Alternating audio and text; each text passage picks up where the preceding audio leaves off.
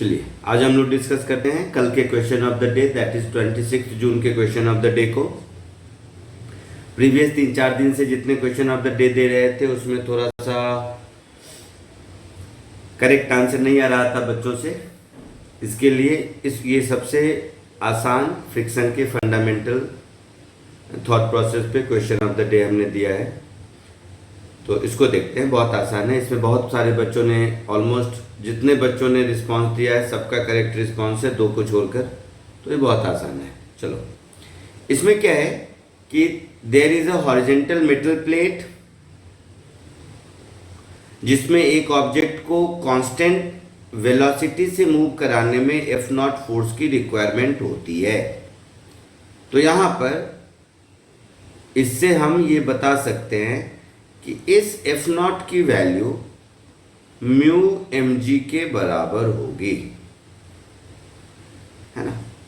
तो इस F not की वैल्यू म्यू एम जी के बराबर है। अब क्या किया, इसी मेटल प्लेट को फोल्ड करके एक ऐसा ट्रफ बना दिया, तो इसके दोनों सरफेस हॉरिजॉन्टल से 45 डिग्री पर इंक्लाइंड है, ये जो एडजेसेंट डायग्राम आपको दिख रहा है। और फिर उसको कांस्टेंट वेलोसिटी से अगर पुल करना है तो कितने एफर्ट की जरूरत होगी ये पूछा है। तो इसका एक क्रॉस सेक्शनल डायग्राम जो दे रखा है वही मैं एक बार दोबारा ड्रॉ कर देता हूं, ऐसा।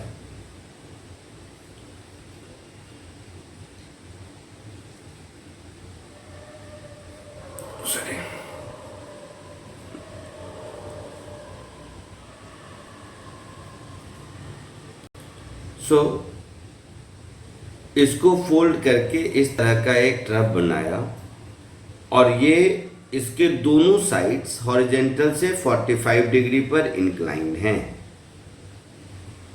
तो ये एंगल है हमारा, ये एंगल है हमारा 45 डिग्री, ये एंगल भी हमारा है 45 डिग्री। तो इन दोनों के बीच राइट एंगल होगा, तो ये हमारा राइट एंगल है। अब ये जो ब्लॉक है, ये ब्लॉक इन दोनों के बीच में है, ये ब्लॉक इन दोनों के बीच में है। तो इस ब्लॉक को अगर मैं ड्रॉ करूं और इसकी पोजीशनिंग थोड़ी सही कर दूं,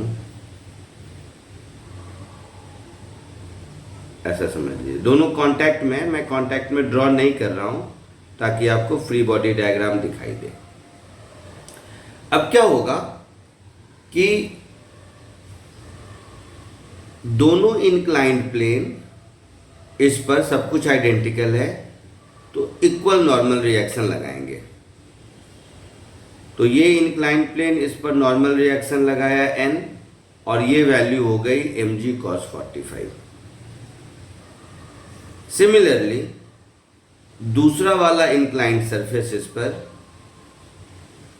इतना ही नॉर्मल रिएक्शन लगाएगा और ये वैल्यू भी हो जाएगी mg cos 45 डिग्री के बराबर।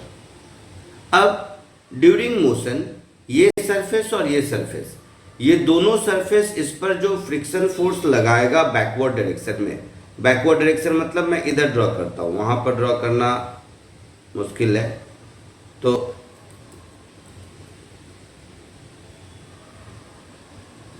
यहां पर एक फ्रिक्शन फोर्स लगा और इतना ही फ्रिक्शन फोर्स उस साइड भी लगा। तो ये जो F है रिक्वायर्ड फोर्स, इसको इन दोनों फ्रिक्शन फोर्स को बैलेंस करना होगा, दैट इज ट्वाइस ऑफ नया वाला friction force, that is twice of नया वाला friction force is mu into नया वाला n, that is twice of mu, और नया वाला n हमारा हो जाएगा mg cos 45 डिग्री। तो म्यू इंटू ये हो जाएगा mg cos 45 डिग्री।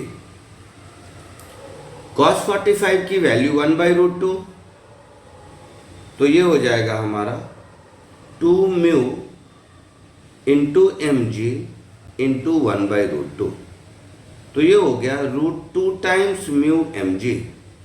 अब ये जो एफ नॉट है हमारा, ये म्यू mg के बराबर है, तो ये वैल्यू हो गई √2 times F not. This will be your answer.